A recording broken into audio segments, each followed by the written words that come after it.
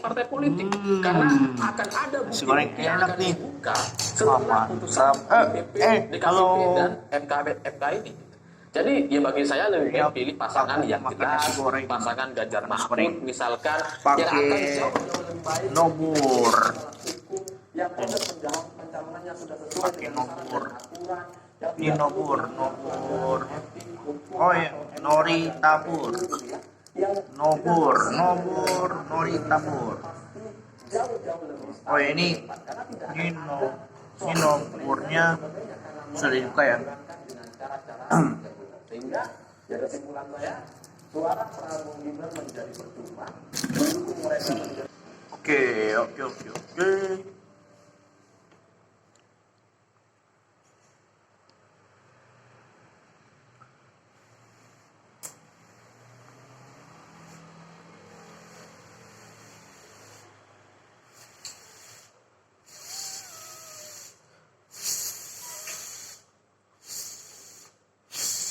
Mari kita coba.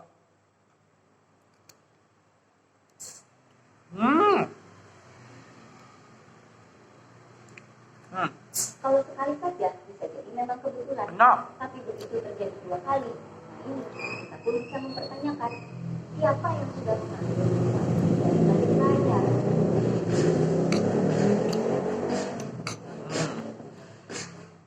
Hai guys, jumpa lagi dengan saya Rasanya enak sekali. Mulik dunia politik dengan Awan, Waras, dan Cerdas. Dalam bulan-bulan menjelang pemilu, kita kok jadi sering mendengar soal pelanggaran etik. Dimulai ketika terjadi pelanggaran etik di MK oleh rasanya rasa norinya mirip seperti Bon Cabe Nori dan Gimbori. Menikah dengan adiknya Pak Jokowi.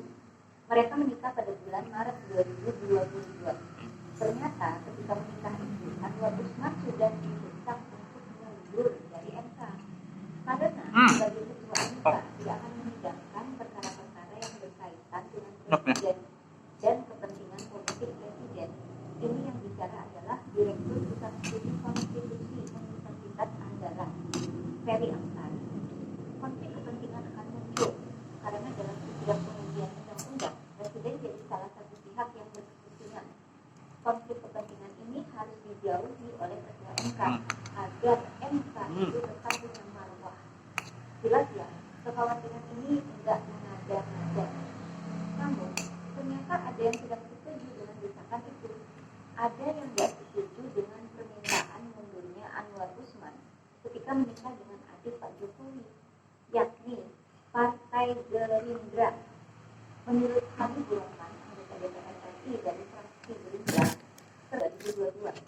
Pada waktu bersamaan, pada bulan Juni 2022 itu, seorang ahli hukum tata negara, Bivitri Susanti, sudah mewanti-wanti soal pelanggaran etik oleh Anwar Usman. Kata Bivitri, bukan soal pernikahannya yang tidak disetujui, tetapi begitu menikah dengan adik presiden, maka Anwar Usman akan selalu menemui dilema etik dalam hampir semua perkara MK, karena undang-undang kan dibuat oleh DPR.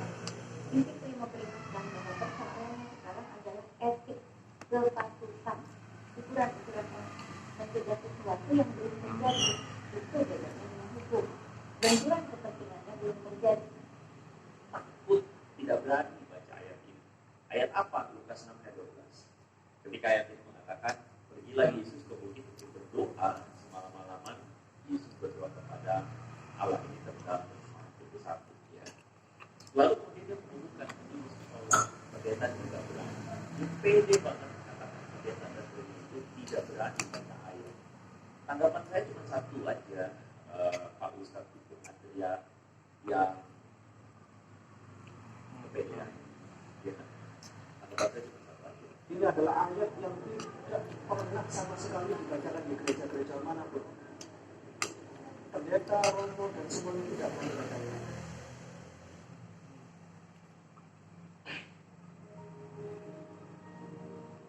Itu aja tanggapan saya. Anda kalau tidak pergi ke gereja, saya Itu yang potong sausnya udah di dapur ya? Nah. Ya. Nah. tidak berani baca ayat ini. Benar Kak? Nah. Nah. Masih ada satu kan? Ya.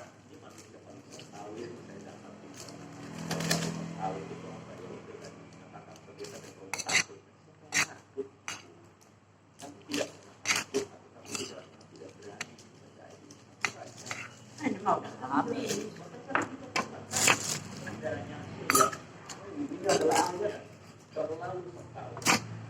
Kedua, hukum mengatakan ini bahasa Arab Udah habis ini apa? Tuh. Ikut lagi. Mana ada lagi? seharusnya ya. Bab kedua yang kita dapatkan itu adalah misalnya Monsignor Arabic Codex 151 ya. Itu berasal dari tahun 867 Masehi. Nah, bahasa asli ya dari ayat 6 ayat 13 tadi. Nah, itu dikatakan kata itu pakai berdoa yaitu adalah prosedukomai ya. Prosedukomai. Ketika Yesus berdoa menggunakan kata prosedukomai. Bahasa Yunani-nya tidak menggunakan seorang. Dia justru yang ada permasalahan adalah dia menggunakan terjemahan bahasa Arab ya pakailah yang baik yang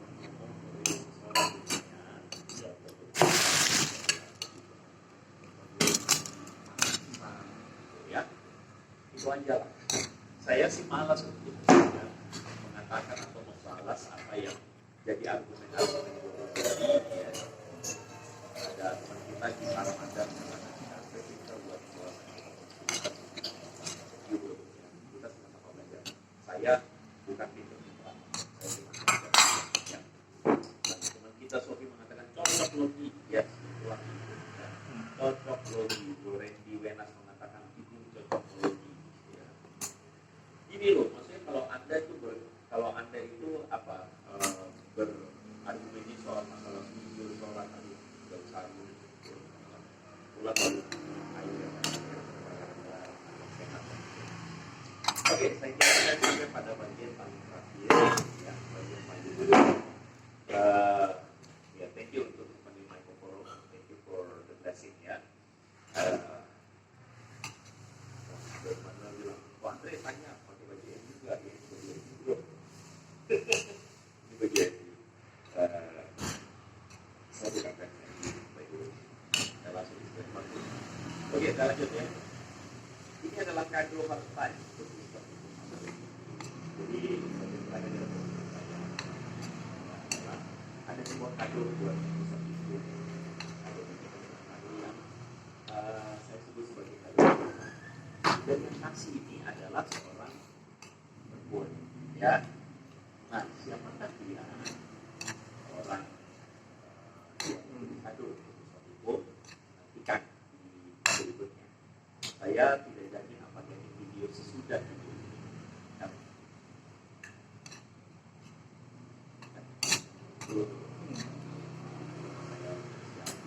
Jadi ini adalah sebuah perkataan dari kita. Sudah. Tinggal sedikit sebaliknya. Ada. Ah? Dan perdebatan itu macam gitu. Pada akhirnya ketika saya mengikuti pendekatan para misionaris dari Baghdad itu, saya ngambil kesimpulan tidak diperlukan karena Indonesia punya Pancasila. Wah itu mengejutkan bagi saya. Juga ya rasanya juga ada nyaman juga ini mengatakan itu pada membawa cara dari jauh kemudian ingin menjadi kondisi ke Indonesia nya nggak paham.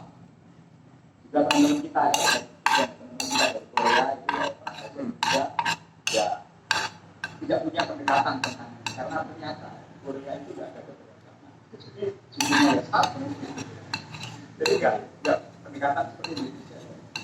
Bagaimana komunikasi nggak bisa nggak begitu.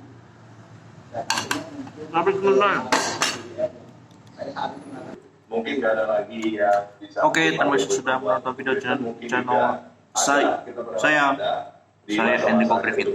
Tapi jangan lupa like, share, komen, dan subscribe karena subscribe itu gratis. Oke, terima kasih. Bye.